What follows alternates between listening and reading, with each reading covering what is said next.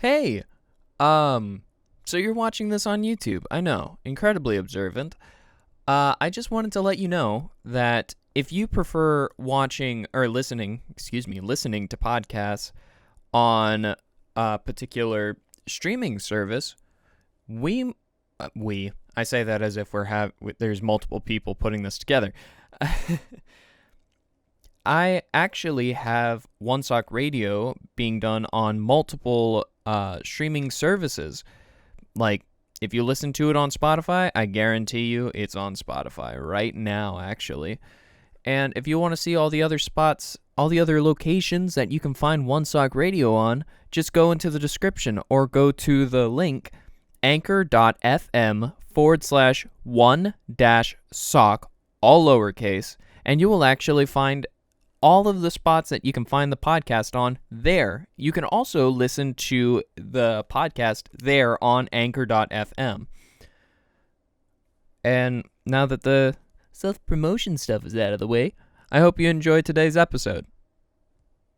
Dear Evan Hansen is a musical with book by Stephen Levinson, with music and lyrics by Benj Pasek and Justin Paul.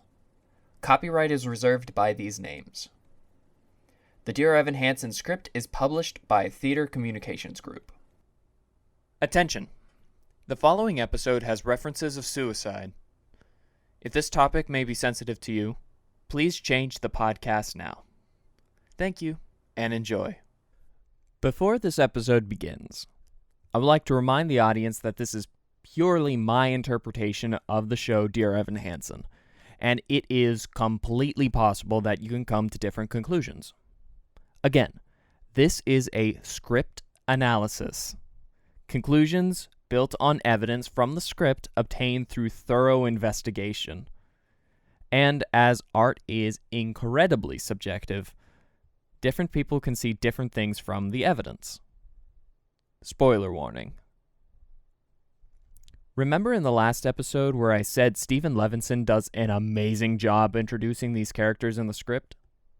Yeah. Here's another one. Today we are going to be talking about co-president of the Connor Project, Alana Beck. Hello, and welcome to One Sock Radio. I am your host, Cody Novotny. Good morning. Good morning. Good morning. Good morning. It is time for a little chat. Sit back and relax. How about that? Make some breakfast and a cup of joe. Take some sips and on we'll go. Enjoy! Alana Beck is the first character to greet Evan back to school from summer vacation and the hardest working person on the Connor Project. We last see her just as she publishes the letter to the internet. Alana is the easiest character to read in this show, or at least in my opinion.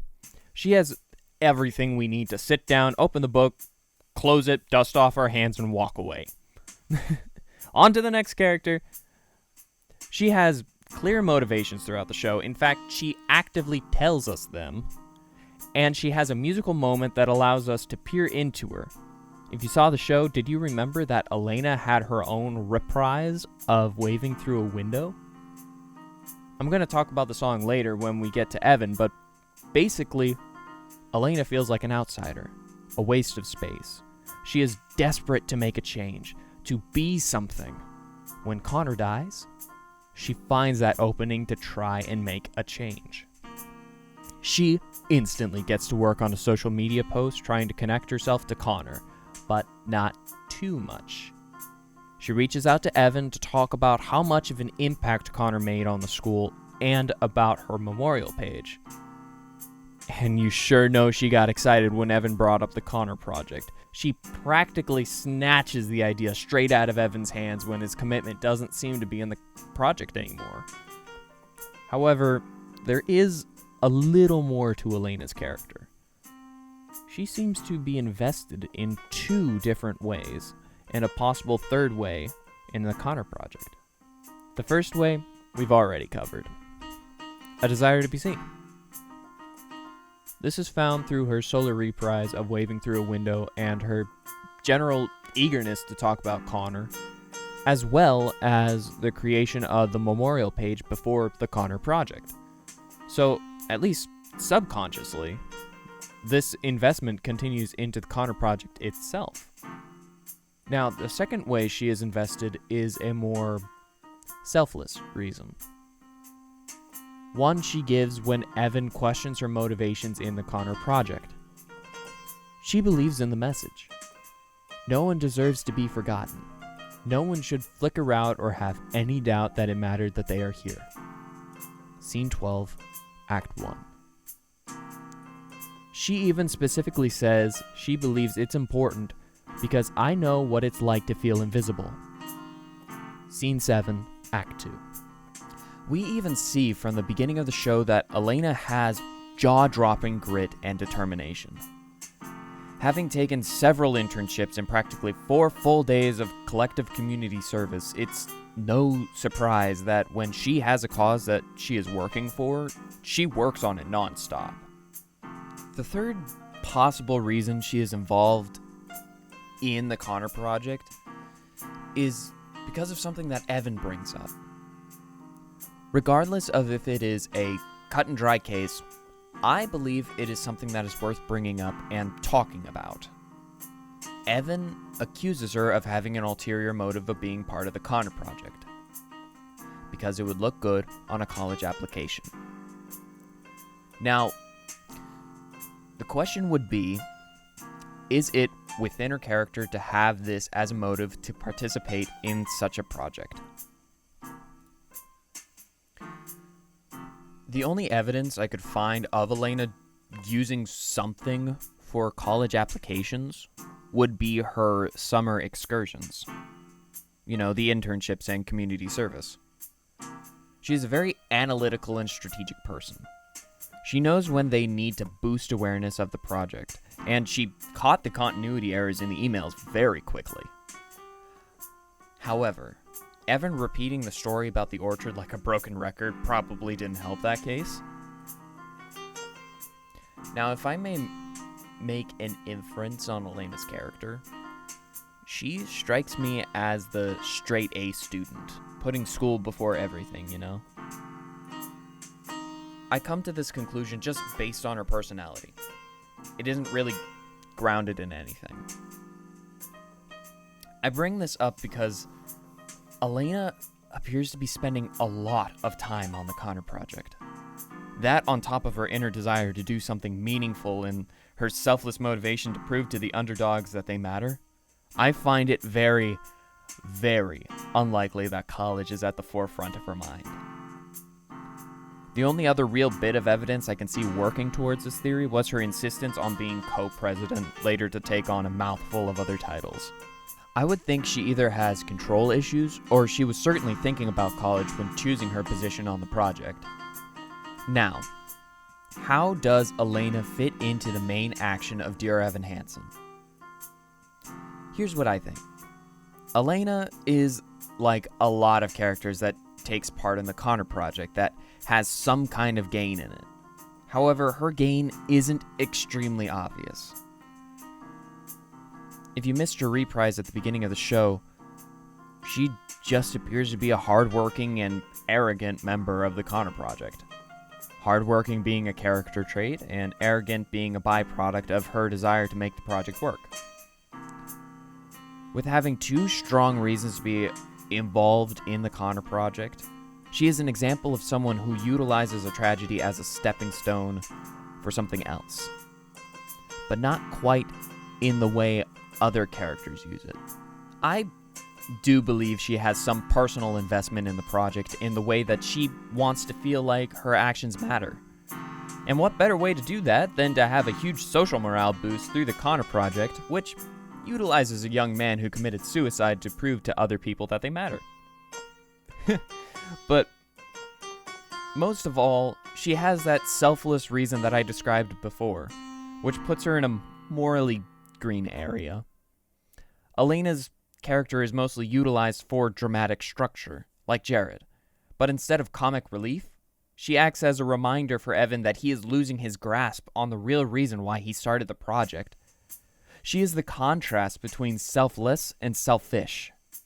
She is like the narrator that tells the audience Evan is embracing selfish gain, and that is making him lose sight of everything. And like Jared, she isn't afraid to tell him that. What are the questions she proposes? What are the lies she tells? What are her moral dilemmas? The emails and the letter. Sure, both of them aid in the telling of the lie, so they're not really private conversations and a suicide note. But if they were, Alana was publishing very private information about Evan and Connor under the guise of it being to spread awareness, without consent. To boost attention, to grow interest in the Connor project, the Murphys sent her the emails, but she still needed Evan's consent to post them, since he was the other significant part of it, which she didn't get. Evan sent her the letter, and she instantly posted it online without Evan's or the Murphys' consent. This is what Alana's conversation is about in regard of how people abuse tragedy. Sure, her intentions are good, but her lie is when she tells herself that everyone has the right to see the private information between Evan and Connor. No one has that right unless the significant parties agree to make it public. That idea, I'm pretty sure I beat to death. That is the moral dilemma that her character imposes. Is it okay to completely destroy the veil of privacy in the name of preventing further tragedy? And I could add the question, was there a better way to achieve what she was attempting? But those are not the kind of questions we ask when we analyze plays. Or anything for that matter. What could have beens are dangerous, never-ending rabbit holes. I want to remind you that Alana is not real. She's not real. Her actions were predetermined by the writers of this show. They chose her to make those decisions. So it is our job to make sense of the choices the character makes, not to prove that there were better ones. Sorry about the small tangent. Alana is an extremely hard worker with a desire to be seen. When she sees an opportunity to get exactly that, conscious or not, she jumps for it. She clearly wanted to have a lot of control of the project. And as for why, well, that is a conclusion that the actor would come to. Maybe she wanted to make sure it kept a positive image for college. Or maybe she wanted to make sure they never lost sight of their mission statement. Or maybe she just doesn't want to have to put more trust into other people than necessary. Look, I'm gonna be honest. When writing the script for this episode, I did believe that Alana was going to be cut and dry. A simple analysis, but like Jared, she has a bit more under the surface than I previously saw. Now, that is something I love about doing this kind of work on a show. Finding out just how much there is to the characters. When the real stuff starts bubbling up is when I ask the question, how do they aid in the play's main action? How do they help tell what the playwright is trying to get us to understand or learn? If I never asked that question, I would have never realized how important it was that she never got full approval to publicize the posts of the emails and the letters. I decided to keep that part in the script because I wanted to show how concepts and understandings can change dramatically when you analyze a script.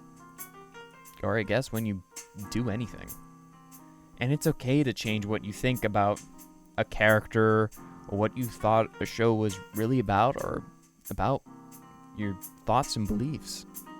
Art is subjective and most times more complex beneath the surface when you really start digging, which is why I'm advocating people to stop criticizing what they don't understand, to dig into material and find out why writers decided to include a specific choice, concept, or scene.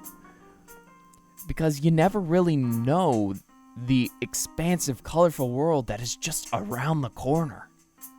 I hope you enjoyed this episode of my Dear Evan Hansen analysis, even though I have done several days of digging through the script. I am learning more about it through writing the script, finding new conclusions that I never saw before.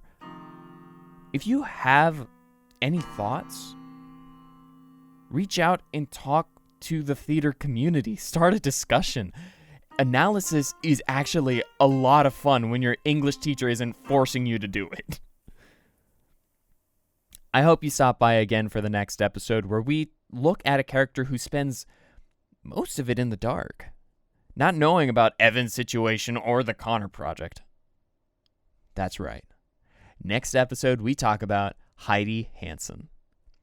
Before I leave, you are valid whether you like the show or not. Just remember, ask the wise, don't criticize. Have a good one. Your company was just swell. I hope you enjoyed our little pray. Please have a good morning and a wonderful rest of your day. One Sock Radio is self-produced, with readings, script, and music by me, Cody Novotny.